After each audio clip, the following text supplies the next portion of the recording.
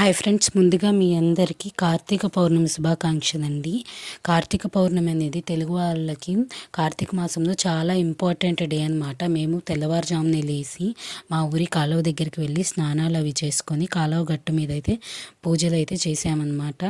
ఇంకా మనము కార్తీక పౌర్ణమి రోజు దీపాలు వదలడం ఆనవాయితీ కాబట్టి ఒక అరటి బెరడుని తీసుకొని మనము ఎన్ని దీపాలు అయితే వెలిగించాలనుకుంటున్నామో అన్ని దీపాలు ఆ బెరడులో పెట్టి నేనైతే వెలిగించానండి. వెలిగించిన తర్వాత ఆల్రెడీ మనము కాలువలో స్నానం చేసాం కాబట్టి మా వారి చేత అయితే వదిలిద్దామని దీపాలు నేను అనుకున్నాను. అందుకని మా వారికి అయితే ఇచ్చి కాలువలో వదిలి రండి అని చెప్పంగానే మా వారైతే కాలువలో వదలడానికి అయితే వెళ్తున్నారు. అసలు అందరూ దీపాలు వదులుతుంటే కాలువ దగ్గర చూడడానికి అసలు రెండు కళ్ళు సరిపోలేదండి. అంత బాగుందన్నమాట. మీరు కార్తీక పౌర్ణమి ఎలా చేసుకున్నారో కామెంట్ సెక్షన్లో కామెంట్ చేయండి. పల్లెటూరులో ఉన్న వాళ్ళకైతే ఈ ఫెసిలిటీ ఉంటుంది.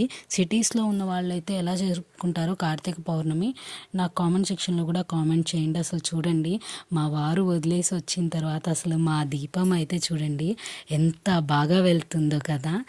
నా వీడియో చూసినందుకు థ్యాంక్స్ ఫర్ వాచింగ్.